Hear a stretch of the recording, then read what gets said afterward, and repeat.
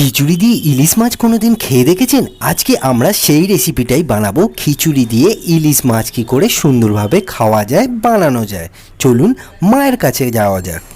পারে না। আমরা প্রথমেই গোবিন্দভোগ চালটা ভিজিয়ে রাখবো জলে, আধ ঘন্টা মতন ভিজিয়ে রেখেছি।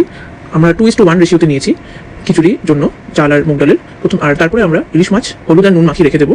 ভাজা মশলার উপকরণগুলো রেডি করে রাখলাম। এবারে আমরা পছন্দ মতন যা যা সবজি খেতে ভালোবাসেন সেগুলো দিয়ে দেবেন। আমরা এখানে আলু, পটল, ঝিঙে, গাজর ইউজ করেছি। ঝিঙে একটা দিয়েছি, পটল গোটা চারেক দিয়েছি, গাজর একটা দিয়েছি। চাল আমরা এখানে 500 গ্রাম মতন নিয়েছি, আর তার হাফ আমরা মুগ ডাল নিয়েছি। এগুলোকে আমরা একটু ডুমো করে কেটে নেবো সবকটা সবজিকে। আলুগুলো একটু বড় বড় রেখেছি আমি। সব সবজি কাটা হয়ে যাওয়ার পরে একটা বলে নিয়ে নিয়েছি। এবার আমরা এটাকে ভালো করে ধুয়ে নেবো। অনেকদিন পর আমরা দুপুরবেলা খিচুড়ি খাবো। মুগ ডালটাকে একটু রোস্ট করে নেবো। এটা কিন্তু আমরা ধুয়ে নিই, শুকনো, একদম শুকনো রোস্ট করে নেবো উইদাউট অয়েল। একটু ভাজা ভাজা হয়ে গেলে এটাকে নামিয়ে নেবো। এটাকে একটু ঠান্ডা হতে দেবো, তারপরে এটাকে আমরা জলে ধোবো। এবারে আমরা কড়াইতে সাদা তেল গরম করতে দেবো। তেল গরম হয়ে গেলে তাতে শুকনো লঙ্কা দুটো, আস্ত জিরে, কালো জিরে আর তেজপাতা দিয়ে ভালো করে একটু হালকা ভেজে নেবো। ভাজা হয়ে গেলে আমরা যে সবজিগুলো কেটে রেখেছিলাম সেগুলো সবকটা দিয়ে দেবো আস্তে আস্তে। এটাকে একটু ভালো করে হালকা ভাজা করে নিতে হবে সবজিগুলো। খুব সুন্দর লাগছে দেখতে, এত কালারফুল সবজি।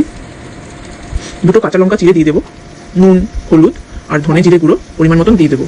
হলুদ পরে আবার আমরা অ্যাড করবো, হলুদ আর নুন। হালকা ভাজা হয়ে যাওয়ার পরে এতে আমরা একটু আদা থেতো করে রেখেছিলাম সেটা অ্যাড করে দেবো। ভালো করে একটু তরকারিগুলোকে কষিয়ে নিতে হবে যাতে ফ্লেভারটা ঢুকে যায় একদম। কিছুক্ষণ কষিয়ে নেওয়ার পরে কড়াইটাকে আমরা ঢেকে দেবো। 5 থেকে 7 মিনিট রাখার পরে এটাতে একটু জল অ্যাড করে দেবো যাতে বয়েল হয়ে যায়। খুব সুন্দর একটা গন্ধ বেরোচ্ছে। এবারে আমরা ভেজে রাখা মুগ ডাল দিয়ে দেবো এটাতে। আপনারা দেখতে পাচ্ছেন কত সুন্দর ভাজা ভাজা হয়েছে মুগ ডালটা। সামান্য কষানোর পরে ধুয়ে যে রেখেছিলাম চাল সেটাও দিয়ে দেবো। গোবিন্দভোগ চালের গন্ধই একদম খুব সুন্দর একটা গন্ধ বেরোয়। ভালো করে মিক্সচার করে একটু কষিয়ে নেবো। একটু নুন অ্যাড করে দেবো আমরা। খুব সুন্দর একটা গন্ধ বেরোচ্ছে।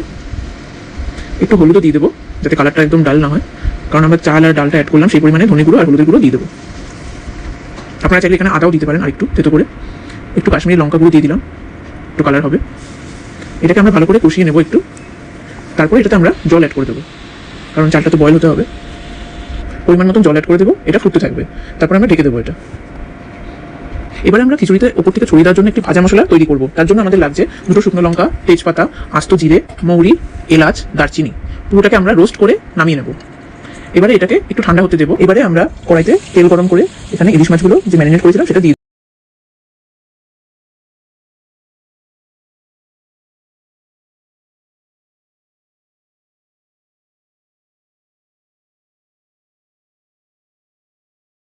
হলুদের জলটাও আমি এখানে দিয়ে দিলাম। একটু ভালো করে নুন হবে। এটাকে একটু ভালো করে ইলিশ মাছটাকে সাবধানে উল্টাতে হবে। হালকা ভাজা হয়ে গেছে, আমি আরো একবার দুবার উল্টাবো যাতে একটু ডিপ ফ্রাই হয়। নেক্সট আমরা আমাদের আপনাদের খিচুড়িতে প্রায় হয়ে এসেছে, সেটাতে একটু বাটার অ্যাড করে দেবো। একটু চিনিও আমরা অ্যাড করেছি, সেটা শুট করা হয়নি আমাদের। ভাজা মশলাটা আপনারা দেখতে পাচ্ছেন মিক্সারে করে নিয়েছিলাম। এবারে আমরা সেটাকে উপর দিয়ে ছড়িয়ে দেবো। খুব সুন্দর গন্ধ বেরোচ্ছে ভাজা মশলার, আর উপর দিয়ে ইলিশের ভাজাগুলো রেখে দেবো।